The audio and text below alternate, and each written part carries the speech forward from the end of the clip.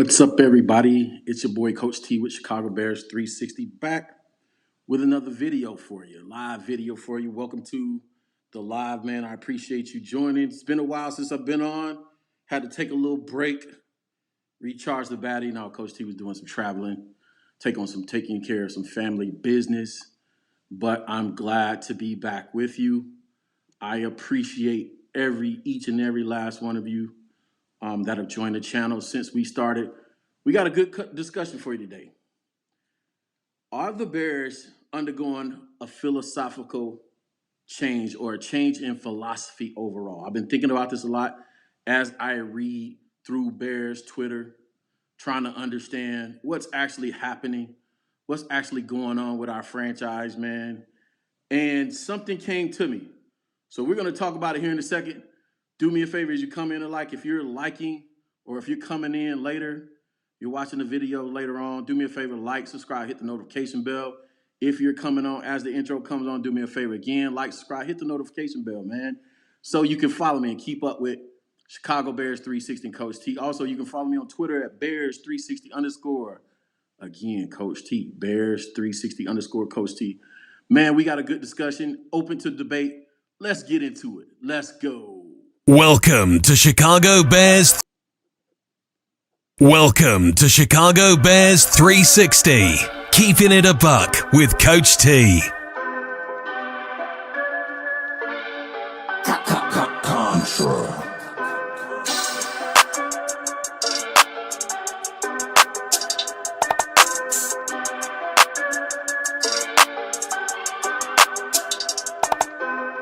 Life like chess, move to pieces, you know I roll in silence. On the road to them Benjis, I fill my teeth with diamonds. I'm high as fuck in the sky, you would've thought I'm pilot. I'm from Chicago, it get ugly, fill the streets with violence. Life like chess, move to pieces, you know I roll in silence.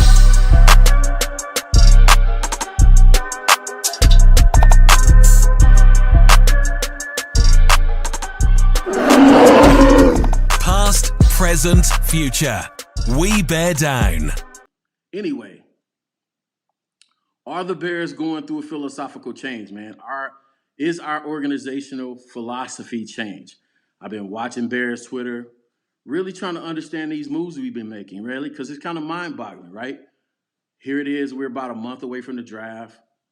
I understand staying away from the big ticket items, right? I understand staying away from the high price signage. But we're about a month away from the draft, a little less than a month away from the draft, and we still haven't filled out this roster to an extent where we can say that we confidently are starting to put together a good football team. I know I can't say that. If you can say that, then, kudos to you. But I can't say with reservation that I feel comfortable about what we're putting together as far as a roster. And then I thought about it. And then I watched Bears Twitter. Then I thought about it some more. And something came to me. And I wanted to pose it to the audience as a debate topic. Now, y'all know Coach T don't normally do debate topics, right? I don't normally, just leave it out there. I like to move in absolutes, right? I like to move in facts, the X's and O's and stuff like this. But this is something worth discussing, right? And it's worth discussing because I thought about it myself. Had I ever found myself in a position where I ran an organization? Now, I kind of do executive leadership in the corporate space, not necessarily in football, but I thought, man, maybe one day if I had an opportunity to transition over into the sports world, how would I build a franchise, right? Before we jump into it any more deeper, man, let's do me a favor, man. If you're in the comment section, like, subscribe, hit notification bell. Y'all know I'm going to get to the comment section. So go ahead and throw y'all questions, your statements in there. I'm going to go back when we go to the DMs where it goes down, and I'm going to check your statements then. But do me a favor, run those likes, subscribes up. I want to talk about what I believe is the philosophical change that's going on with the Chicago Bears right now. And it's worth discussing because I really believe if I was running a football team, I've always said this is what I would do. And this is from a coach's perspective again, right? Let's talk about it. We got our boy here, right? We got General Pose, the man of much discussion right now. He's been signing guys. And one thing I can say that I noticed he's been signing, the type of guys that I noticed he's been signing are guys that have a familiar smell to them. They have a familiar likeness to them. And again, this is just me stabbing in the wind, right? This is just a stab at a philosophical, taking a philosophical take to it, an approach to it. But he's doing something that has a familiar smell to it. And he's doing something to kin himself to somebody that I've always admired in the GM space. Let's go away from this.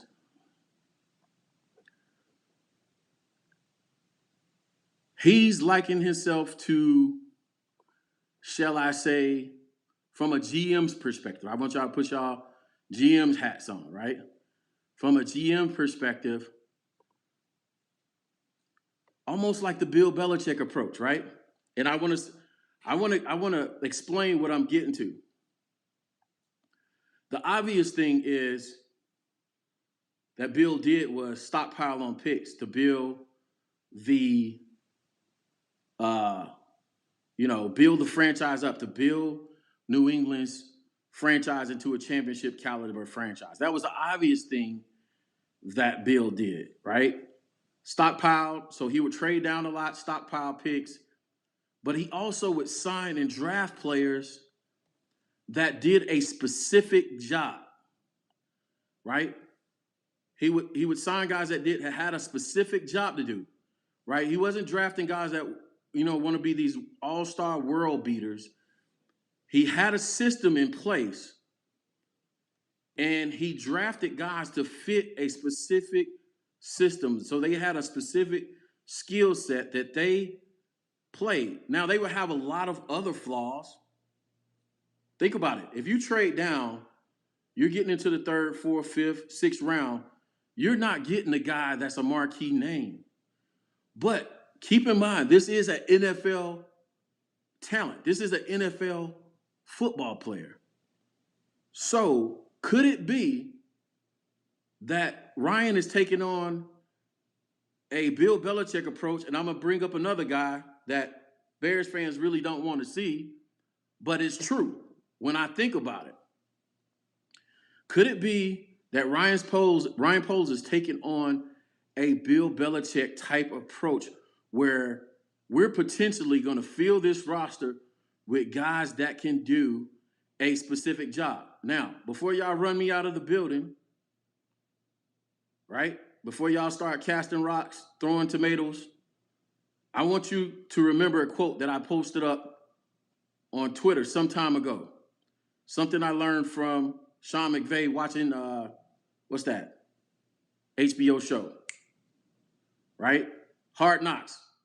A few seasons ago when they did the LA Rams version of Hard Knocks, I caught a quote from Sean McVay that said this. Sean said, only about 4 to 6 guys on any team can traverse systems. Only 4 to 6 guys on any football team can traverse systems. I'm going to say that again. Only 4 to 6 guys. That's 22 guys that play both offense and defense. So if we're just talking about the 22, there's 4 to 6 guys that can traverse NFL systems, meaning you can pluck them off of one team and put them in another football team, and they can just learn the playbook and go, right? Now, when he said that, and when I saw that, I had to rewind it and listen to it again because I was like, wow, that makes so much sense as a coach. So if you focus on the other 4 to 6 guys, if you focus on the other 13 to 15 guys and giving them a specific job to do and say, hey, you do this one thing and be great at it. Instead of me asking you to be a world beater, I'm going to ask you to be great at this one thing, and I'm going to sign and draft players to do that, right? You position yourself, and I'm just talking about the philosophy that I know about Belichick, I know about Ted Phillips, and I know about Ron Wolf. That whole Green Bay regime, as much as we hate him, I've always admired Ted Phillips because Ted developed a system in Green Bay, and then he draft players who were no-name brand players, right? They were the when you was a kid, you go to the grocery store and you want the name brand cereal, you can't get the name brand cereal. You get the black and white box that just says cereal. Those type of players, right? Those are the type of players that Belichick, Ron Wolf, and Ted Phillips would draft. And then they would build around the stars on their system, right? So understand what happens when you get those type of players. You're getting second, third, fourth, fifth, and sixth rounders, right? I wouldn't too much count second and third, maybe some of the thirds. But when you start talking about fourth, fifth, and sixth rounders, when you think about Belichick, you think about him signing players that seem to be somewhat over the hill, right? Somewhat over the hill. Think about some of the players that he would bring in towards the end of their careers where he could get them on a discount. He can get them a lot cheaper, right? Think about the overall philosophy he went about building that team, right? And I also mentioned this guy. Correct me if I'm wrong. I believe this is Ted Phillips, former GM at Green Bay, right? The same philosophy. The same philosophy.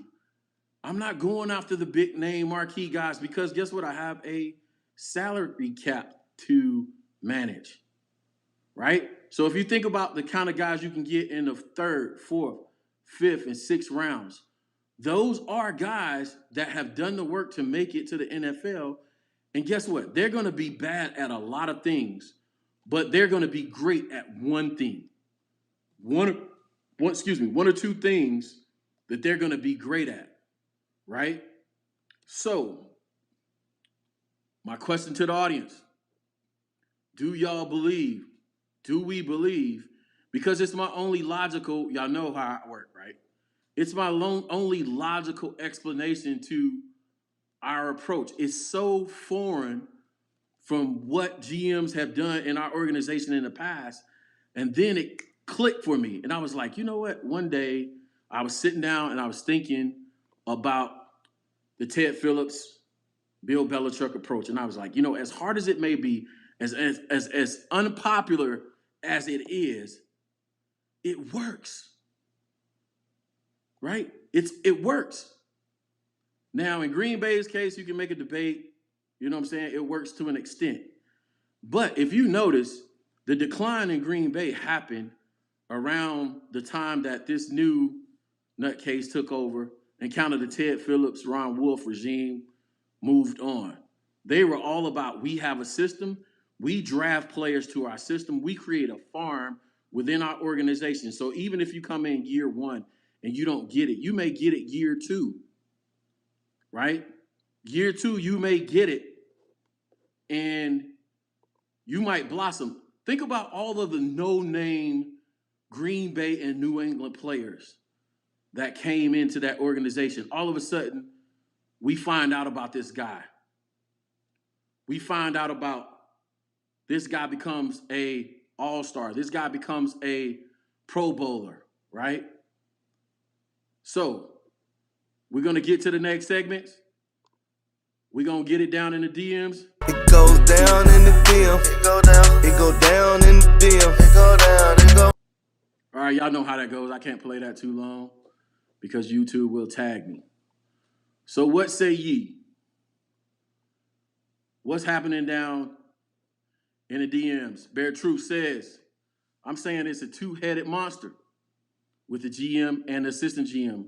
So they're getting together and throwing, I don't know what the rest of that statement is, but I won't disagree with that. I believe the GM, our GM, and our assistant GM right? We got two good guys, man. We can't deny or at least give these guys a chance. I know Bears fanatics are already off the rails on the GM because they hadn't gone out and getting marquee guys.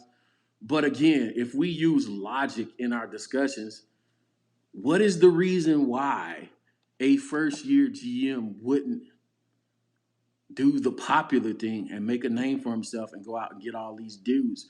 Granted, we don't have a whole lot of salary cap room, but what's the other reason? The only other thing I can think about is, again, we're matching some of the greatest minds from a GM perspective, right? From a GM perspective that we've ever seen in football. Belichick being one of them, the Ron Wolf, Ted Phillips regime being another, right?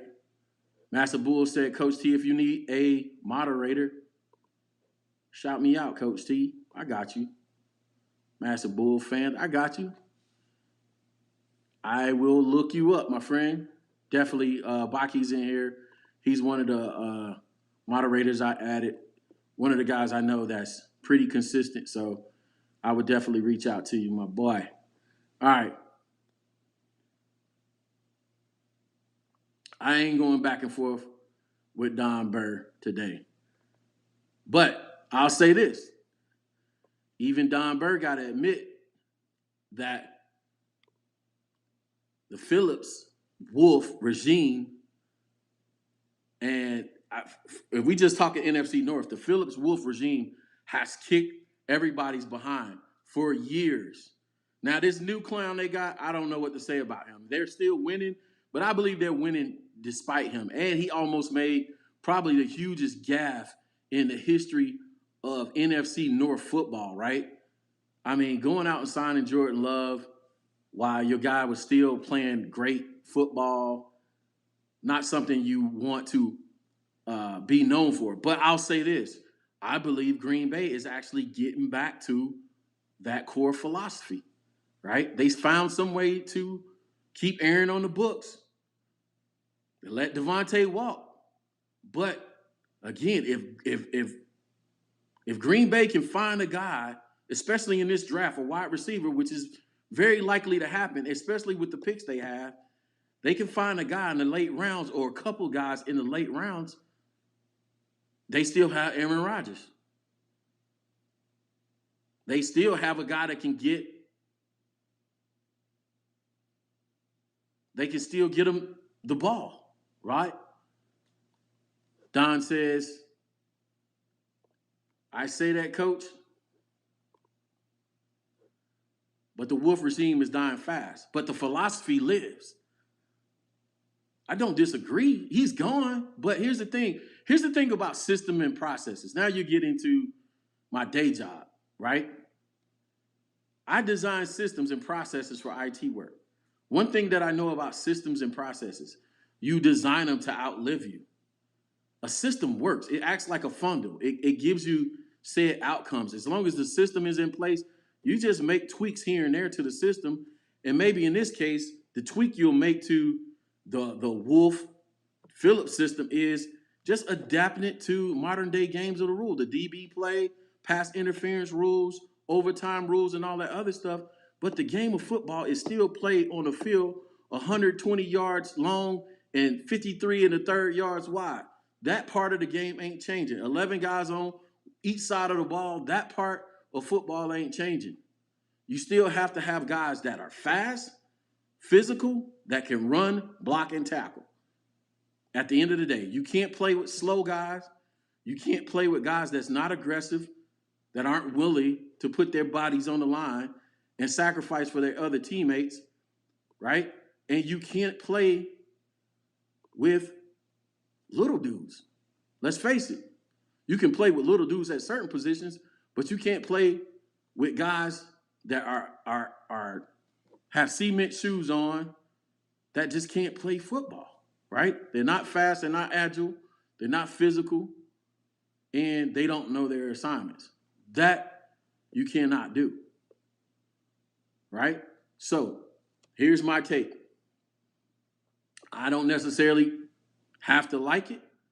And one thing y'all gonna notice about me, man, that's probably different than a lot of people on Bears Twitter. Yeah, I'm a former football coach, but I'm a Bears fan, right? And by Bears fan, I mean, listen, this is my team, but I'm not a fanatic, if that makes sense, right? I'll engage with a little bit of Twitter banter, right? A little back and forth and debate, but it's all fun and games with me. I'm not the guy that's gonna, you know what I'm saying? I'm not making a living off of this. Let's put it this way, right?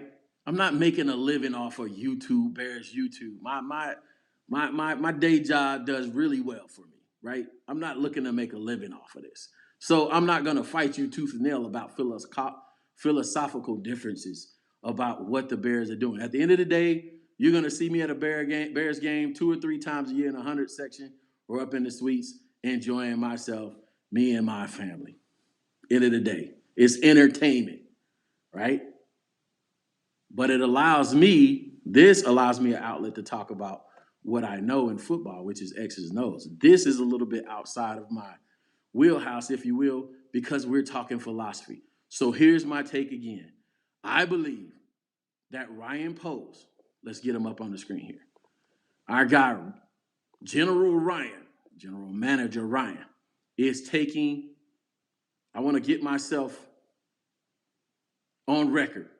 I believe, Coach T said it first, I believe that Ryan Poles and Matt Eberflus is taking the Belichick, Ted Phillips, Ron Wolf approach, meaning they are getting system fit guys first, right? And they're okay with drafting in a lot later rounds, right?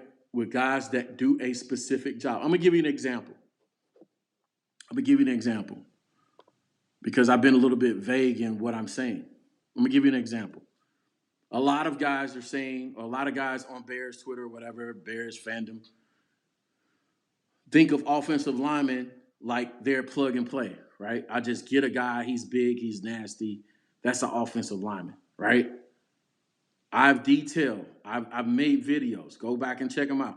I've gone in detail about the nuances of offensive line play. There is a difference between a gap power style guard in center than, say, a straight up zone guard center interior offensive line concept, right? There's a difference. So you wouldn't necessarily have to get a guy that's a first or second rounder, right? You wouldn't hit the first or second round guy is the guy that does everything. He's the guy that if he's a guard or center, for example, I'm using this as an example. He's a guy that can do anything. He can play zone. He can be a gap power guy. He can pull. I'm talking the interior offensive line. He can pull. He can pass block. He can do everything, right? But if they're saying, hey, I just need a guy, and I've seen coaches do this, right? They'll run power. They'll have one side, one guard that's a straight up big guy who they can just maul in zone, right? They can call maul plays and they can just maul other teams and run inside, outside zone on one side of their line, one side of their offensive line. On the other hand, they'll have a guy on the other side of the line that's a guard, that's a better puller, right? So they'll run gap power pulling plays with that guard, right? And they can have their offense more diverse, right? I've seen that before. So I'm saying I believe the philosophy change is exactly that. Hey, I'm not going out and getting marquee guys. I'm not going out and getting these a bunch of prima donnas that come into the locker room and it's all about them. And if you think about who and the type of players, not saying this is going to look like the final rosters, but if you think about the type of players that we're signing and we could potentially draft, right? These are all guys coming in with something to prove. These guys not coming in the locker room with, hey, I've made it in this league. My paycheck is guaranteed. These are guys that's going to come in. There's something to prove. They've shown potential at other teams, and these are guys coming in And this could potentially be their opportunity to get a serious look, because NFL practice reps, they're there's not a whole lot of them out there. Like, people made the big point about Thomas Graham Jr. last year, right? And they made a big fuss about Thomas Graham. He sat on the bench. Nagy didn't see him. They don't know how to evaluate talent. This kid can play. So he came in and played well in a couple games, and Bears fans went crazy. Oh, my God. You know what I'm saying? How could Nagy? How could Ryan Pace? We can't evaluate talent. Well, I sat there and looked at the screen, and I was like, people don't know what they're looking at. They don't understand how practice reps go, right? You basically get training camp to prove yourself. During the season, you know what that practice rep guy is doing? He's simulating the other team for your starting offense or your starting defense. He's standing as a placeholder, simulating the other team, and he's going at about 50% of his normal speed, right? With very little reps. You're talking about Wednesday, Thursday, and Friday, maybe. And you're getting very few reps, and you get to go 50%. So you tell me, how are they supposed to identify a guy like Thomas Graham Jr. as a starter with going at 50%? If he didn't come in and make his mark in training camp when he had an opportunity to go full speed, because I'm telling you, during the season, if you're a practice squad player, go ahead and be the guy that gets a starter hurt. If you want to find yourself on the unemployment line, you be that guy. Go ahead and get a starter hurt during the season, because you're supposed to be doing walkthrough reps or going about 50% to give the offense a look, and you mess around and you get the starting wide receiver hurt because you want to be a superstar in practice. Be that guy and see what happens to you. That's what I'm talking about. Like, you got to know what happens behind the scenes in a football locker room, at a football practice, how practices are run, really understand the nuances of what happened. That's why I was like, I wasn't surprised that Thomas Graham didn't get a look. He's probably running practice reps. And then if you break down the tape, Thomas Graham Jr. is terrible in man coverage and cover 3. He's going to excel. Mark my word on this one. You can jot it down. I'm willing to put my name on it. He will excel in an offense like a Tampa 2 or even number coverages where he gets to keep his eyes on the quarterback, right? And he doesn't have to turn and run and chase. But guess what? We didn't want to play a whole bunch of too high with Desai. Desai didn't want to play a whole bunch of too high safety, right? Desai wanted to play a lot of single high safety, man coverage and cover 3, and disguise it with too high, but not really stay in it true. Thomas Graham Jr. took him out of his defense. I'm just telling y'all what I saw on the film. You can debate it all you want. I'm just telling you, right? That's what I'm saying. You got to understand the nuances and the things that what you see. And a lot of people can watch film, and I don't knock them. Do all the film study you want. But what I always say is, guess what? You can watch film, but do you know what you're watching? Right? So there you have it. I'm saying it today. I want to get y'all's feedback, but I believe we're doing an overhaul, philosophical change.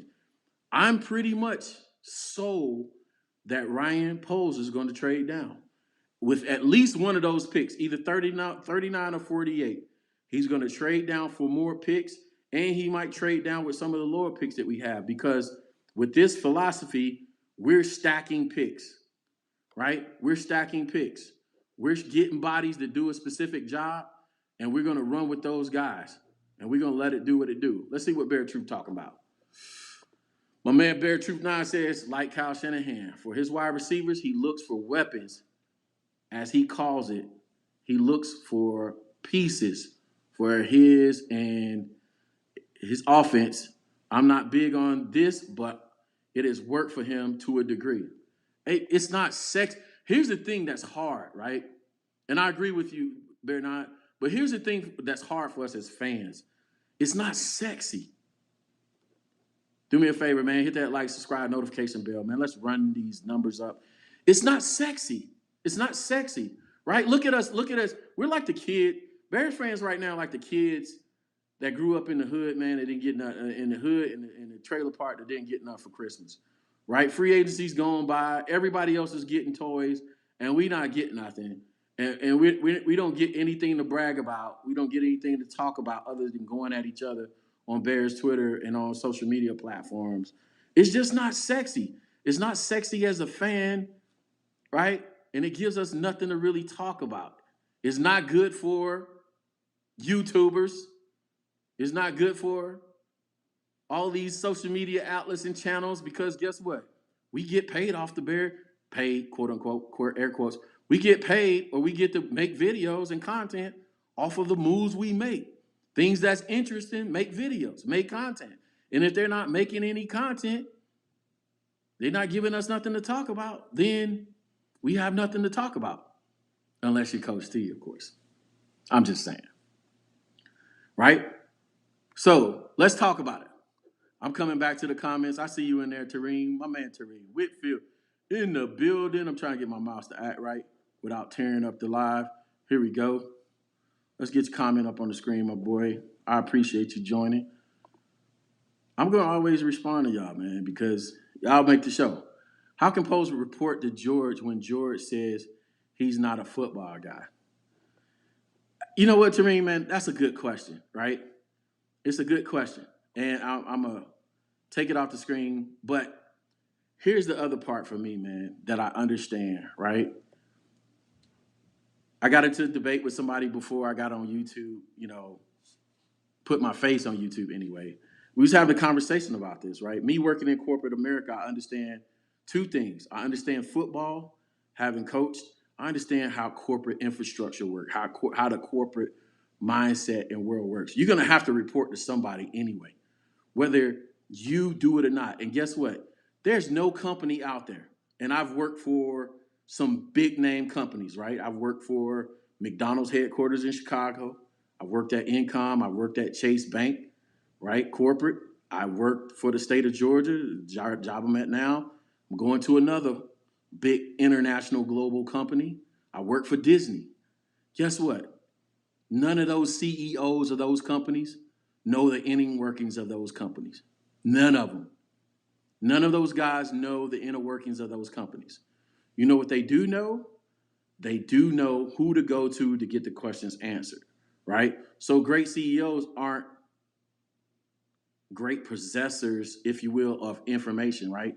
So here's the thing. I'll give you something to work with. In the world of IT and project management, so and so, we have this principle called the halo effect. The halo effect means because you're technically proficient at something, doesn't mean that you're going to be a good leader of people. And very rarely are people that have great soft skills, meaning people skills, right? Are they married up with great technical skills? For example, a lot of times, and one of the biggest mistakes that the NFL makes in a hiring practice with coaches is this. They take a technically proficient offensive coordinator and defensive coordinator and make him a head coach, assuming that he's going to be a great leader of men. That's two different skill sets, right? Just because you know how to draw up plays, you know X's and O's, doesn't mean that you're a good communicator or know how to step in a room full of grown men and command their attention and get them to do what you need them to do to win ball games, to run through a brick wall for you, right? So that's one of the biggest mistakes I believe NFL franchises makes. Now, there's the anecdotal arguments against what I just said, right? There's the anecdotal arguments. There is the McVays. There are the Shanahans, right?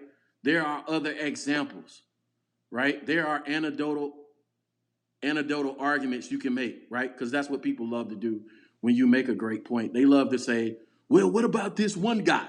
That's an anecdotal argument. That's picking the needle out of the haystack. But in large majority, you don't take a guy off his technical expertise job and assume this. I'm gonna give you an example of how it works in IT. Would you take a computer coder or programmer and automatically make him a manager of a team of computer programmers or coders? Knowing how the personality of IT people can be, right? They're normally introverts. They normally like to be to themselves. So a lot of times they work on computers because technology doesn't talk back. They can work alone. They can work in a bubble, so on and so forth, right? I manage these type of people, so I know, right? You don't necessarily take that guy who's the best at what he does off his system and then say, hey, I want you to manage a team. I'm going to take you away from the technology. Same thing in the military. You don't take a shooter, right? You don't take a rifleman. I saw this a lot of times. I used to work with the Navy SEALs, right, as part of a large Joint Special Operations Command in Hawaii.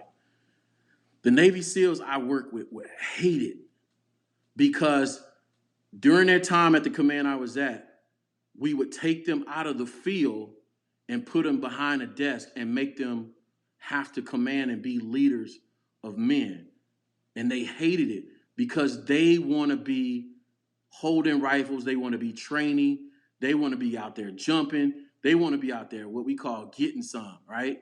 They don't want to be behind a desk. They don't want to be, they would always be like, oh, my career's over because they're taking the gun out of my hand, right? That's what I'm talking about. I don't know how I got on that soapbox moment, but that's not what you do. You have to find special guys as a coach that can stand in front of people and say, eyeballs, listen up. Guys, this is what we're doing, right?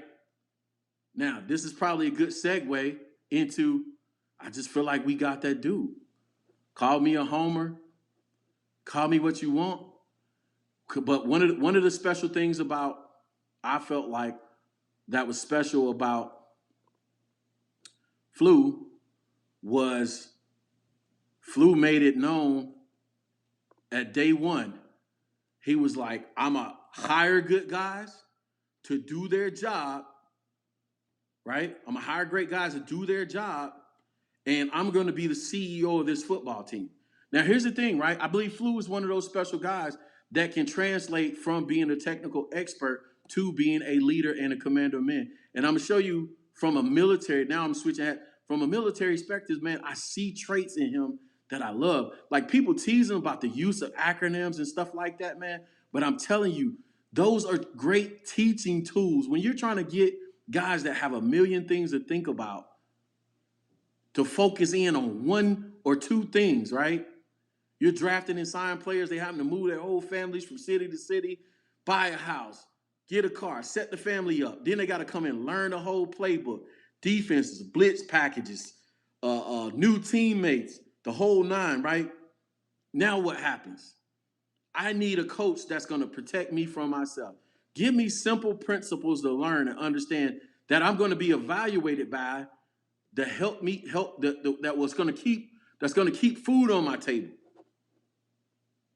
So you're going to have things like hits. You're going to have things like the Eminem principle. Eminem, that's the one I heard this week. Flu say. It's going to get funny. Now, if it doesn't work, of course, Bears Twitter, Bears fandom, we're going to run him out the building ad nauseum about all these cool acronyms and all that crap. We're gonna tease him about them. Yeah, hits didn't work. Maybe we should have tried, and y'all going to come up with some other acronym. Maybe we should have went with EAT, and y'all come up with EAT, something that EAT means, some initialism or acronym or something like that, right? But how does it work? How does it work? That's what great teachers do. Watch this, man. I still remember, I went to boot camp, Marine Corps boot camp in 1993, and I still remember things like 5-paragraph order. 5-paragraph order is how you lay out a battle plan on a battlefield because of acronyms. I still remember the 14 leadership principles that they taught us at Marine boot camp because of an acronym. JJ did tie buckle. Every letter means something. And I carry that into my life. I carry that into my corporate career. I carry that into my businesses I run. That's what I'm saying. That's why I see something that I like in him, man. I'm not saying it's gonna work for sure. I'm just showing you I'm just telling you about the signs I see, right? So that's, my soapbox mumbling on that. So let me see. I ain't putting Burr on. I'm not putting Don Burr on the screen. Don is our boy, but Don is a hater. We love him though. He just still a hater. All right. Don, how's Detroit looking over there? I heard y'all gonna be on Hard Knocks. That just killed ratings. HBO just killed the ratings, man. All the 2 Detroit Lions fans are gonna be on the Hard Knock scene. Yeah, man. I'm just talking what I know. I'm just talking from what I know, right? So what if we get if and everybody's done this. Everybody's done this. I haven't seen. I get tagged in these mock drafts all the time, right? Keep tagging me. I love them on Twitter. Y'all can follow me on Twitter. Y'all see it right there, Bears360_Coach T.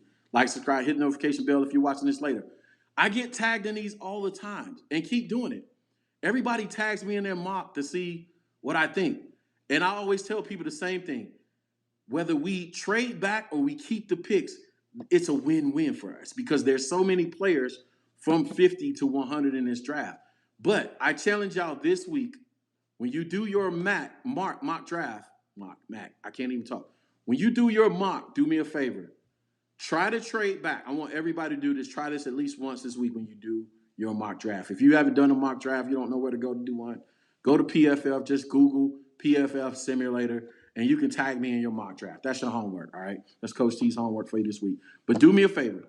Do your mock draft, and I want you to try to trade back from 39 to a pick in the 40s, right? From 39 to a pick in the 40s. And with that pick in the 40s, I want you to get a 40-something pick, and I want you to get a 40-something pick, and a pick in the 80s. So 40s and 80s with number 39. And then with number 48, I want you to get a pick in the 50s and 90s. Trade back with pick 39 and get a pick in the 40s, late 40s and 80s. And then take the same number 48 pick, and I want you to do the same thing. Repeat the process. I want you to get a pick in the 50s, late 50s, and then I want you to get a pick in the 90s. So what you're doing is going 2 for 1. And the reason why I want you to do this is because there are so many players, picks 50 through 100. I want to see your draft, see what you come up with, and I want you to kind of give yourself a little bit of reassurance, because even though I don't have my sticker for it the week, my drunk uncles for this week are all the guys that are just now catching on to the fact that there's about 20 good wide receivers in next month's upcoming draft. Like they're posting now on Bears Twitter like, oh my God, you know what I'm saying? We can still get this guy at pick number 70 or 80. And I'm like, bro, we've been on this for a month now? Over a month? We've been saying that this is a deep wide receiver class. They're going to be good wide receivers that get picked in the late 70s and 80s, and maybe even slip to the 90s in this draft. That's why so many teams are getting rid of these high-priced wide receivers. This is why a lot of teams are taking the time to grab young, fresh legs and talent and speed. Let me get this last one comment, and I'm going to get y'all out of here. I just want to jump on here today with y'all, man. Cliff Victoria says, you're preaching to the choir, Coach T. Drop a few spots with each pick unless someone great drops. I mean, appreciate that comment there, Cliff. I mean, bro, if you really look at the mocks, and if you're really being honest about your mocks, now I'm not doing mocks anymore because I've done so many that I'm prejudiced about the guys I want. It's given, bro. I want Watson. I want Pickens. I want Sky Moore. I want the big, fast linebacker out of Montana State. The big kid, 6'4", that runs like a 4.3. I want that guy. In the later rounds, I want the Weatherford guy, the big safety that's like 6'8", like 6'3", like 205, and he runs a 4.3. I want that guy. You know what I'm saying? It's just me. They're big, they're fast, and if you can just teach them how to play football, you know what I'm saying? I want those guys. I want them. Sky Moore to me is going to be probably the pick of the draft. To me, I believe whoever picks him up they're going to be happy for years. He's built like a running back, runs wide receiver routes like he's diet Steve Smith to me. But that I want to see y'all's drafts. Tag me in them. Y'all know where to go. There it is on Twitter, man. Bears360_Coach T, man. Listen, do me a favor. I got to do this before I get out of here, man, because I didn't do it earlier. Listen, man, shout out to my field soldiers. Those are the subscribers to the channel, man. Yeah, we're over 650 subscribers, man, in just about 6 or 7 weeks. I don't know another channel that's growing that fast, man. That's why I want to keep bringing y'all this good content. Bringing good topics, man. I want to talk about stuff other than beefing, right? I don't want to do stuff other than beef. I don't want to come on here and gripe and moan, bitch, and complain, bro. If there's a film or a player to be broken down, you best believe it, I'm going to break it down. I will say this. I started to do the Nicholas Morrow all 22, and it was just underwhelming, man. And it wasn't underwhelming from a standpoint of he can't play.